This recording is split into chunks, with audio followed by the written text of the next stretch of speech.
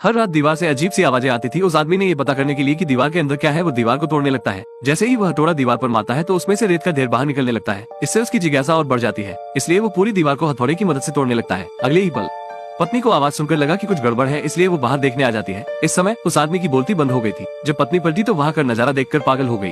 Police को जब call receive हुई तो वो मौके पर आ गई। अजीब बात यह है कि पुलिस का कुत्ता आते ही भौंकने लगा, जिससे जैक को एहसास हुआ कि कुछ गड़बड़ है। इसलिए उसने अपने आदमियों को कमरे की दीवार काटने का आदेश दिया। अंदर देखकर नहीं पता कि ये सच है या नहीं, वो एकदम से चौंक गया। इस कमरे में 8 लाशें छिपी हुई थी। कोई आश्चर्य नहीं कि हर रात शोर क्यों होता था। लाश के बगल में एक बक्सा था जिसमें मृतक का निजी सामान होना चाहिए। फोरेंसिक डॉक्टर द्वारा प्रारंभिक निर्णय के बाद ये मरे हुए लोग शायद 20 साल से भी ज्यादा समय से इस कमरे में सो रहे हैं और उनके सभी आंतरिक अंग निकाल दिए गए थे। हत्यारे ने उन्हें लपेटा और फिर उन्हें डिहाइड्रेट कर दिया ताकि कमरे में लाश की बदबू न रहे। कमरे की मालकिन एक बूढ़ी औरत है। कुछ साल पहले उसके पति की मृत्यु हो गई, जिसके बाद वो नर्सिंग होम में अकेली रहती है। पूछताछ के सामने तो औरत चुप रही, लेकिन जब उसे कमरे में शव के बारे में बताया गया तो वह अचानक चिल्लाने लगी। नर्स उसे तुरंत से वहाँ से ले जाने लगती है। जाते समय महिला ने मेज पर काटा चम्मच